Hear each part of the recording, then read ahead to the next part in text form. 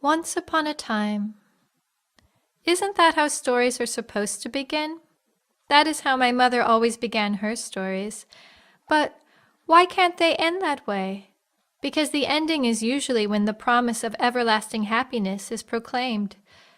What are stories if not the memories of our people?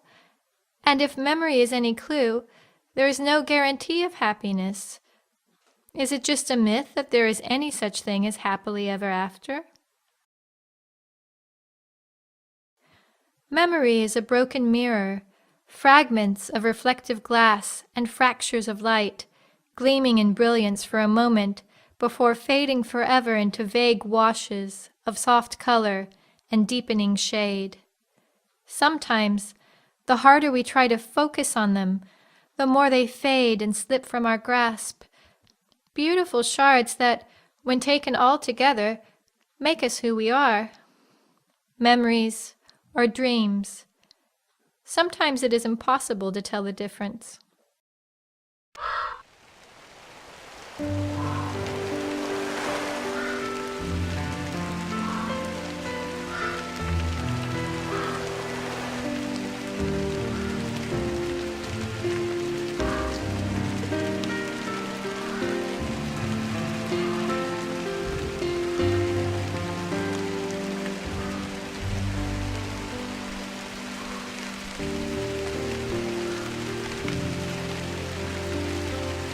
Last night in my dreams, a mysterious wizard came to me. He spoke in a foreign voice, a series of strange sounds that formed a single word. In that word was a message that I understood. He said that I had been chosen, and at the same time, cursed. Lula, he said, because of your gifts of both endurance and vision, you have been chosen to retrieve the sacred relic of your people, the Genie.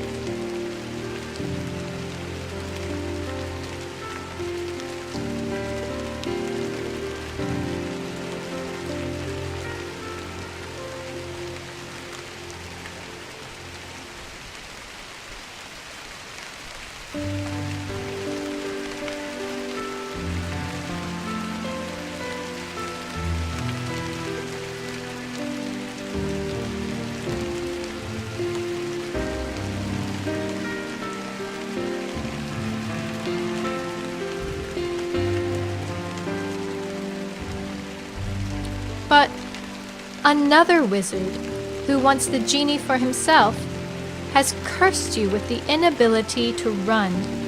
Even now he makes his way to the top of the mountain to claim it as his own.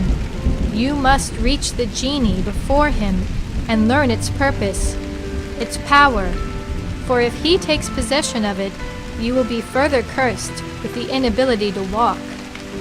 You and your people will never again be free to choose your own path.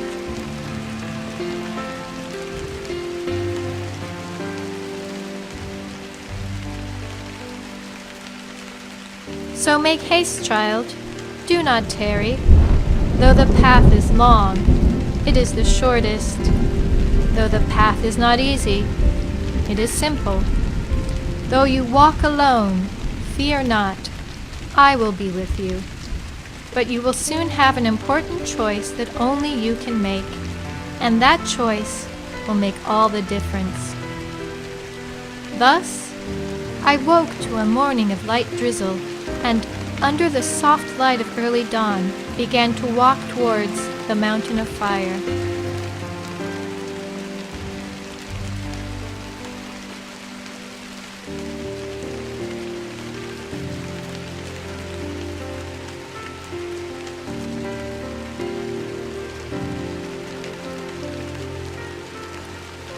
Life in the village has fallen out of balance since the genie disappeared. Before then, we had the freedom to choose our own paths in life. But now they are decreed by the shamans when we come of age. There are hunters and fishers, collectors and keepers, weavers and walkers. Only one path has ever been chosen for each person. Until me. The shamans decreed that I am both weaver and walker.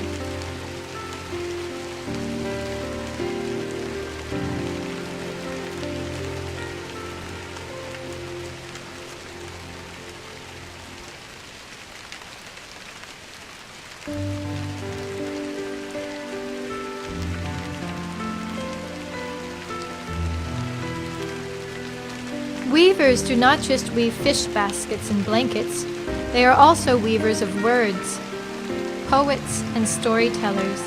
They keep the history of our people and weave their words into the warp and woof of every textile. Walkers are the wanderers and wanderers, the dreamers and askers of questions. They are the seekers of whatever light they may find to illuminate the darkest corners of hearts and minds. Of all that have walked away from the village, none have returned.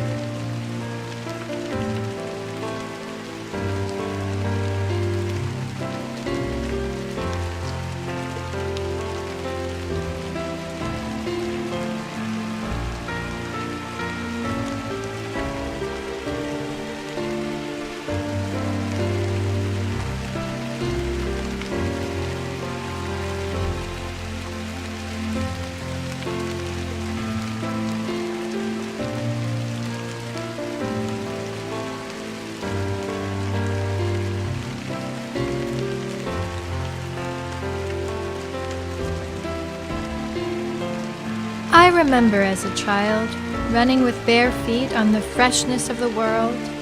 I thought that none could ever lay bounds before me. I ran with joy among the head-high grasses and spent long days gathering up the foxtails and bluebells. I wove them with song into idols of innocence. Then I learned that we lay our own bounds by the choices we make. We invent our limits, give them names, and revere them with fear and awe.